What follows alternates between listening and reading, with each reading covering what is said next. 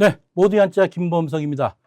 자, 이 시간에는 우리 화촉을 밝힌다, 결혼한다 이 주제를 갖고 한번 한자 공부를 한번 해보는 그러한 시간을 갖도록 하겠습니다. 근자에 들어와서 저한테 결혼 청첩장이 많이 오더라고요. 그래서 예전보다는 좀 결혼 빈도가 조금 늘어난 것 같은 그런 느낌도 들긴 들어요. 결혼 많이 하는 거 뭐 좋죠.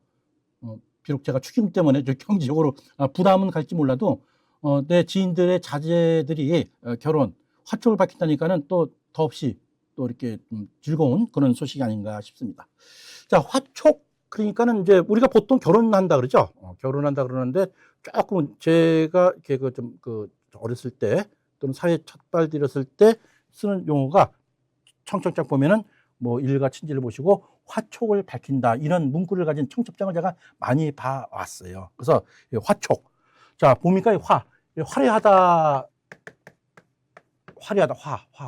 그다음에 이게 등불이죠. 밝을 촉자 이렇게 해서 뭔가 불을 밝힌다 이제 그런 뜻의 글자예요. 그래서 우리가 보통 결혼식장에 가게 되면 그 신부 신랑 측 그 어머니들이 그죠, 양가의 어머니가 나와서 이렇게 한쪽은 푸른 밀랍 초, 그리고 또 왼쪽은 또 이렇게 또 빨간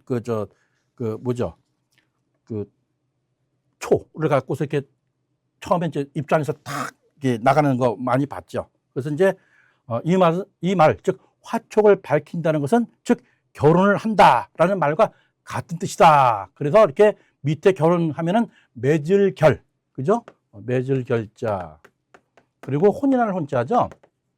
이 혼인하는 혼자 할 때 이 혼인하는 혼자도 보면 여자가 붙고, 그죠?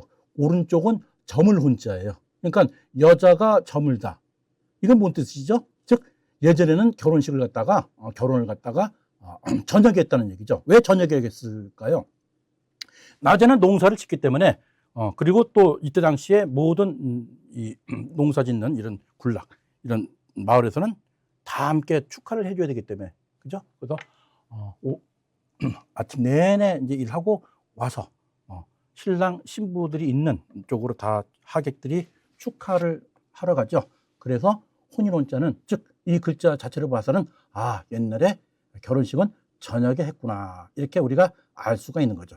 자, 이렇게 화촉과 결혼은 같은 말이다 이렇게 정리를 하면 될 것 같아요.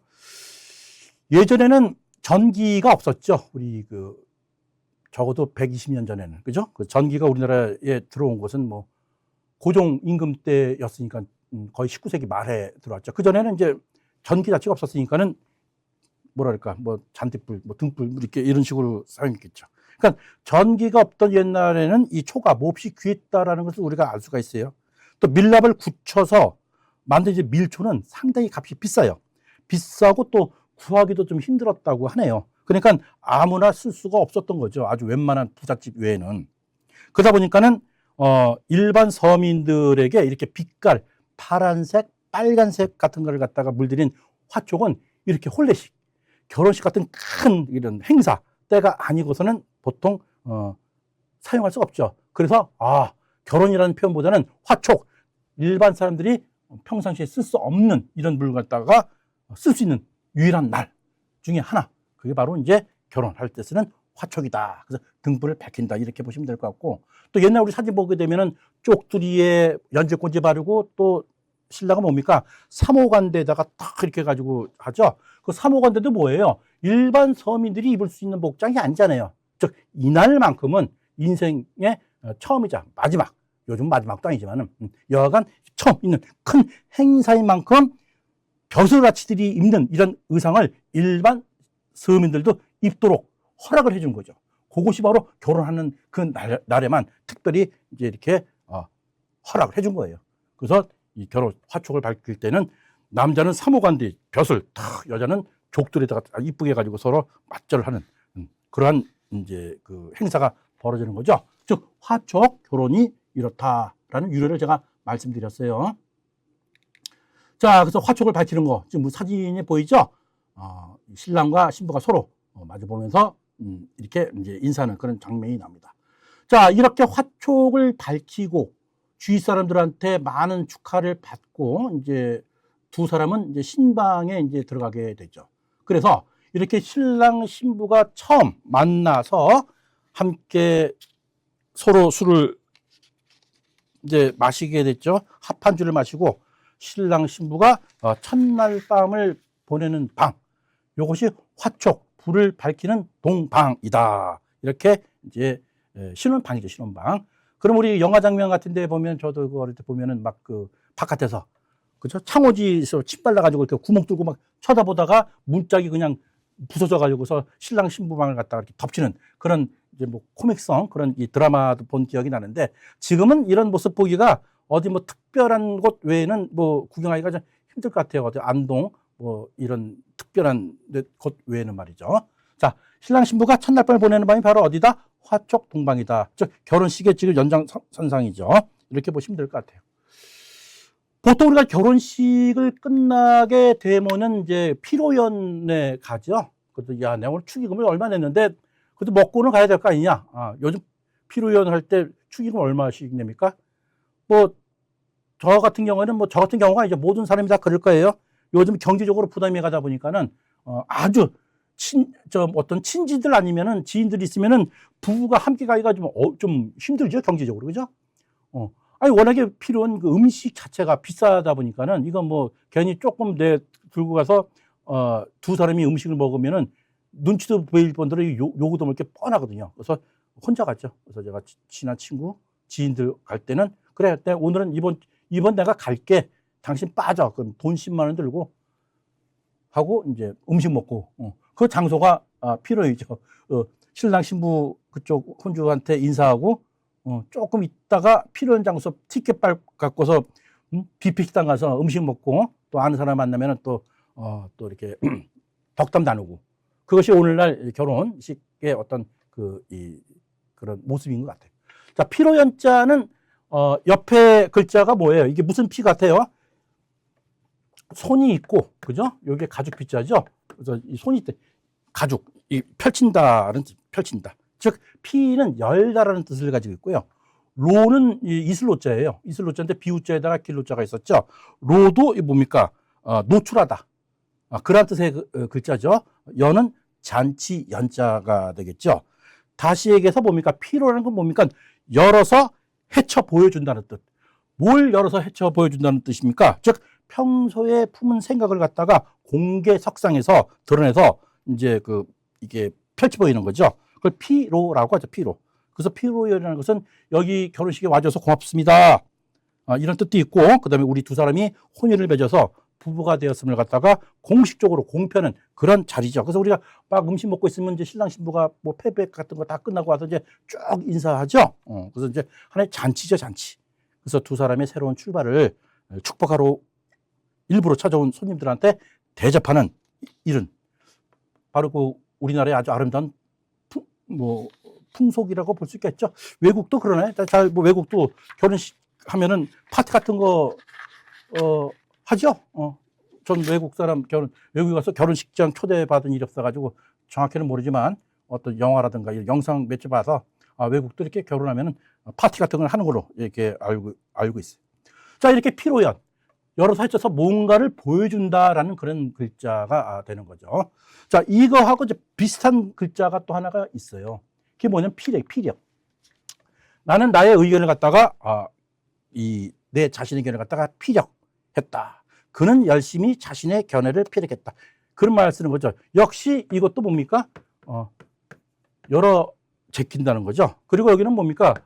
물 숫자가 들어가고 이제 이건 뭐 진열 역자지만은, 그래서 이건 물방울, 이제 이를 떨어지는 그런 모습을 그리는 물방울 역자가 되는 거죠. 그래서 즉 물방울이 뚝뚝 떨어지듯이 나를 갖다가 이제 속마음을 갖다가 열어서 밖으로 쏟아내는 것.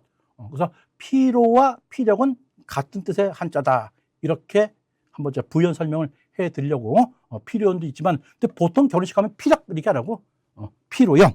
하지만 피로연과 비슷한 뜻의 글자는 피력이다. 이렇게 알고 계시면 될 것 같아요. 자, 이렇게 피로연도 끝나고 신랑 신부는 이제 어떻게 합니까? 이제 신혼여행을 가게 되죠. 자, 신혼여행 보통 어디로 갑니까? 저는 결혼할 때 제 때부터 이제 이 결혼할 때 해외로 가는 그런 초기 단계였던 것 같아요. 근데 저는 이제 결혼할 때 제주도 갔어요. 콘도 갔는데 뭐 지금 생각해 보니까 참 옛날 골짝 얘기 같아요, 개인적으로. 그래서 이제 신혼여행은 미롤 여행이라고 그러는데, 일단은 신혼여행 가기 전에 마지막 단계죠. 패백이라는 또 이게 행사가 있죠. 결혼식 끝나면은 방송하죠. 만트가. 자, 뭐 사진 다 끝났으면은 신랑 신부는 메토에서 있는 패백실로 오십시오. 이렇게 안내 방송을. 패백은 우리 식구 가족이 결혼식 아닌 다음에 뭐 패백실까지 갈 이유는 전혀 없겠죠. 자, 패백. 자, 패자는 뭐예요? 원래 패자는 작은 소자가 두 개 있네요. 그죠? 이거 뭐야? 칠목자가 또 있네요. 그죠? 그리고 요거는 수건 건자. 자, 수건 건자만 빼게 되면은 이건 뭐 패할 패자가 돼요.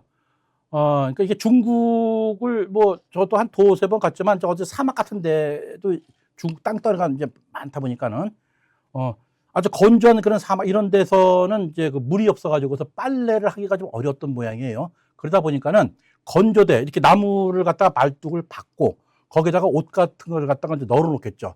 널어 놓고 이제 막대기로 먼지 같은 걸 털어내는 거야. 툭툭툭 하면 이제 먼지가 날아가고. 근데 한두 번 이렇게 막대기로 이 어떤 이 빨래감을 갖다 때리는 거는 좋은데, 보통 우리 또 빨래 할 때도 보면 빨래 이거 방아질 하잖아요. 그지, 방망이로 물가에서 이렇게 하다 보면은 옷이 뭡니까 터지고 해지고 그럴 거 아니에요. 그래서 이게 해질 패자가 되는 거예요.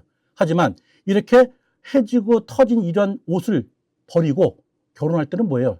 혼인할 때는 아주 좋은 비단 옷을 입죠. 그래서 밑에 수건 건자가 들어간 걸로 이렇게 이해하시면 될 것 같아요. 그래서 패, 좋은 해진 것을 갖다가 패하고 비단으로 옷을 입어라, 그건가요? 그래서 옆에 뭐가 있는 거예요? 비단 백자가 있는 거죠. 흰 백자에다가 수건 건자, 비단 백자. 비단으로 잘 차려입고서 시어머니 또 시아버지한테 인사드려라. 이게 패백인 것 같아요. 자, 그래서 이 패백이라는 원래의 뜻은 뭐라 그럴까요? 예물, 즉 결혼식 때 쓰는 그런 것도 뭐 지금은 그렇게 쓰고 있지만은 옛날에는 말이죠. 제자가 스승님한테 찾아갈 때 빈손으로 안 가잖아요. 제가 어릴 때도 그랬어요. 어디 친지나 좀 어르신한테 찾아갈 때 빈손으로 안 가고 뭐라도 뭐 하나 가지고 들어갔어. 비싼 거 말고. 그래서 옛날에는 뭐 이렇게 어른을 만나러 갈 때 작은 예물 가지고, 그동안 어르신 강령하셨습니까 하면서 이거 뭔가, 근데 이거 좀 드십시오. 그래서 뭐 닭 한 마리를 가져가던 해서 이렇게 빈손으로 가지 않고 예의였다라고 하네요. 이러한 예물에 유래가 원래 패백이었다. 이렇게 제가 한번 부연 설명을 해드립니다. 대신에 이 패백할 때 이 예물은 비싼 건 안 돼요. 그냥 우리가 흔히 그냥 부담 없이 살 수 있는 그런 선물 정도의 레벨, 그것이 이제 패백이었다, 이렇게 보시면 될 것 같아요. 그 이상이 되면 뭐예요? 뇌물이죠, 뭐. 그죠? 자, 그렇지만 이 패백은 오늘날에는 뭡니까? 신부가 처음으로 시부모님을 뵐 때, 그죠? 큰절을 하고 올리는, 그리고 이제 먹을 걸 올리는 거죠. 그것이 이제 패백이라고 보죠. 옛날에는 아까도 얘기했지만 화촉 동방, 신혼 첫날 밤 신랑과 신부가 첫날 밤을 보내는 그 장소가 어느 집이었어요? 그 신부 집이에요, 신부 집. 그리고 이제 결혼식 끝나면 다시 또 신부를 데리고 이제 신랑 집으로 가죠. 자, 그래서 이렇게 이제 신랑이 신부 집으로 와서 혼례식을 이제 또 이제 신랑이 신부 집에 와서 혼례식을 치르고, 혼례가 끝나면은 또 이제 다시 시댁으로 가서 이제 시부모님한테 첫 인사를 드리게 되죠. 이때 이제 신부 집에서는 이제 막 보낼 때 그냥 안 보내잖아. 고기, 뭐 떡 같은 거, 과일 같은 거 음식 마련해가지고 보내주죠. 그래서 이걸 우리가 보통 뭐라 그래? 이바지 음식이라고 해요. 이바지 음식. 들어보셨습니까? 이바지 음식? 저는 들어봤어요.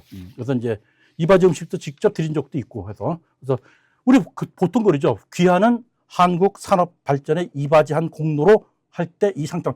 이바지라는 말이 이제 이바지. 이바지. 요것도 한번 요즘은 잘 안 쓰지만은 이런 용어가 있다, 이렇게 보시면 될 것 같아요. 자, 이렇게 패백할 때 꼭 필수적으로 들어가는 음식이 있어요. 그게 뭘까요? 그게 대추하고 밤이에요. 대추와 밤. 꼭 들어가더라고. 그래서 패백 음식에 지금 이제 이 대추하고 밤이 이렇게 섞여가지고 고임으로 만들었죠. 왜 그러면은 대추와 밤을 갖다가 이렇게 패백 음식에 필수적으로 들어왔을까? 이걸 한번 우리가 알아봐야 될 것 같아요. 자, 대추는 한자로 어떻게 쓰나? 이렇게 해서 이게 대추 조자라는 글자가 있고요. 밤은 덮여 있는 거죠. 이렇게 해서 나무. 밤율자예요. 그래서 조율, 조율. 그러니까 밤은 율자라고 돼, 율자. 그럼 뭐예요? 조율자라는 한자가 나오죠. 자, 그런데 이 대추와 밤, 대추조 밤율, 조율자를 갖다가 중국 음으로 어떻게 읽냐면은 자오리츠로 읽죠. 자오리츠. 자오리츠. 근데 이 자오리츠라는 이 음이 한자로 또 어떻게 되면은 요런 식의 또 한자가 또 이렇게 소리가 나온다 그러네요. 조립자. 일찍 조자가 되죠. 즉 뭡니까? 일찍 아들이 들어서길 바란다. 그런 뜻의 글자죠. 즉 빨리 아들을 낳아라. 그런 뜻의 글자로서 대추와 밤을 갖다 이렇게 치마폭에다 던져줘.